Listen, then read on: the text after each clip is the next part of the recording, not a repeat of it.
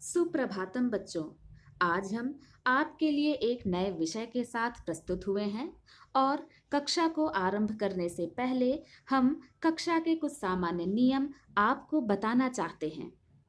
तो आपको इस कक्षा में एक कॉपी और पेन लेकर बैठना है ताकि आवश्यकता अनुसार तथ्यों को आप अपनी कॉपी में नोट कर सकें।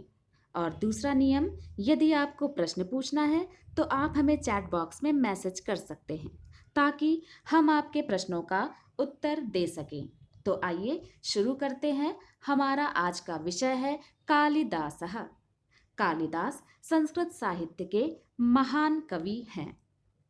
संस्कृत साहित्य में कालिदास को महाकवि की पदवी प्रदान की गई है।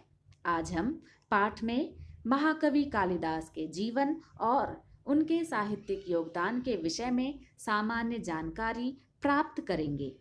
तो शुरू करते हैं। कालिदास का जन्म स्थान।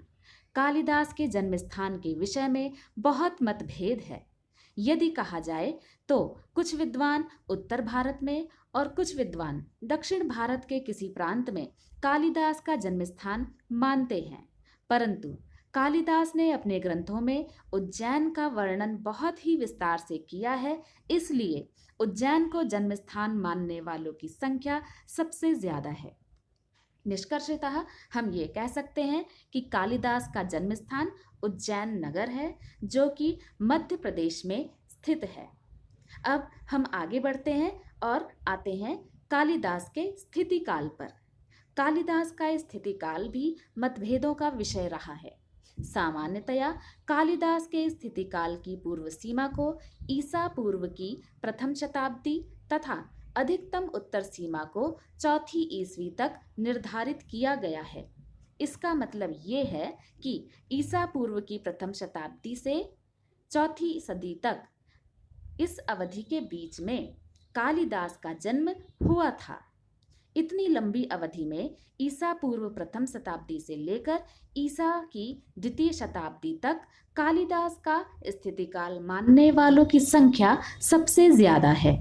इसलिए कालिदास का स्थितिकाल ईसा पूर्व की प्रथम शताब्दी से ईसा की द्वितीय शताब्दी तक निर्धारित किया गया है। और आगे बढ़ते हुए अब हम कालिदास के जीवन की सबसे रोचक घटना के विषय में जानेंगे। तो शुरू करते हैं। माना जाता है कि कालिदास अपने आरंभिक जीवन में महामूर्ख थे और उनका विवाह छल पूर्वक उज्जैन की राजकुमारी से करवा दिया गया, जो कि बहुत ही विदुषी थी। विवाह के बाद जब राजकुमारी को पता चला कि उसका पति मूर्ख है, तो राजकुमारी ने कालिदास को महल से निकाल दिया। इस घटना ने कालिदास को बहुत दुखी किया और कालिदास ने कलकत्ता जाकर देवी काली और फिर देवी सरस्वती की घोर आराधना की। काली के आशीर्वाद से कालिदास को ज्ञान मिला, इसीलिए कालिदास का नाम कालिदास पड़ा। फिर कालिदास ने संस्कृत में काव्यों की रचना की और उन्होंने संस्कृत साहित्य के 7 महान ग्रंथ लिखे, जो न केवल भारत अपितु पूर्ण विश्व में विख्यात हैं। ये 7 रचनाएं हैं अभिज्ञान शाकुंतलम, मालविकाग्निमित्रम, विक्रमोर्वशीयम, मेघदूतम, ऋतुसंहार, कुमार संभवम और रघुवंशम। कालिदास की विद्वत्ता के कारण ही राजा विक्रमादित्य के दरबार में कालिदास को राजाश्रय मिला।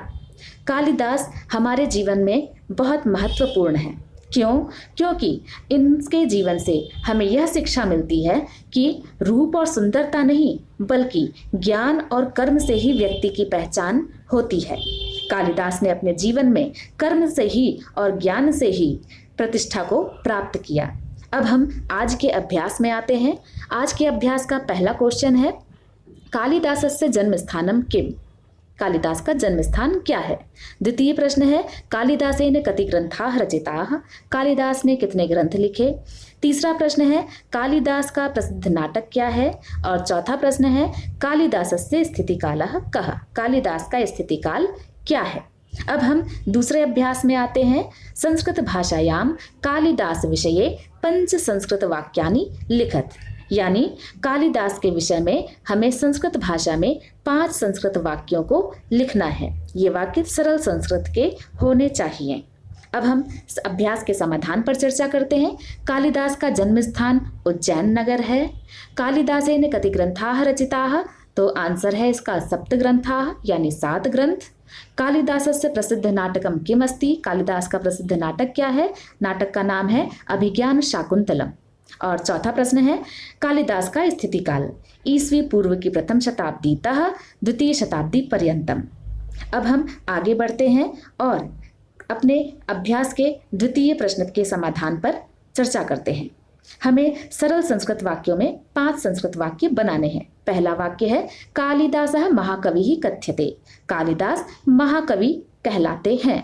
कालिदासस्य स्थितिकालः प्रथम ईस्वी पूर्वतः द्वितीय ईस्वी पर्यंतम स्वीक्रियते, कालिदास का स्थितिकाल प्रथम ईस्वी पूर्व से द्वितीय ईस्वी तक स्वीकार किया जाता है। कालिदासेन सप्तग्रंथाः रचिताः, कालिदास ने 7 ग्रंथ लिखे, अभिज्ञान शाकुंतल इत्यादि नाम लिखे हैं। और चौथा वाक्य है कालिदासः विक्रमादित्यस्य सभायां कविरत्नम आसीत्, यानी कालिदास विक्रमादित्य की सभा में सभारत्न थे। और 5वां वाक्य है कालिदासस्य साहित्यिक भाषा वैदर्भी रीति समेता अस्ति। तो आशा करती हूँ कि आपको यह पाठ समझ में आया होगा। यदि कहीं कोई समस्या या शंका हो तो आप हमें प्रश्न पूछ सकते हैं। और कक्षा में उपस्थित होने के लिए आप सभी को धन्यवाद। आगे फिर मिलेंगे, तब तक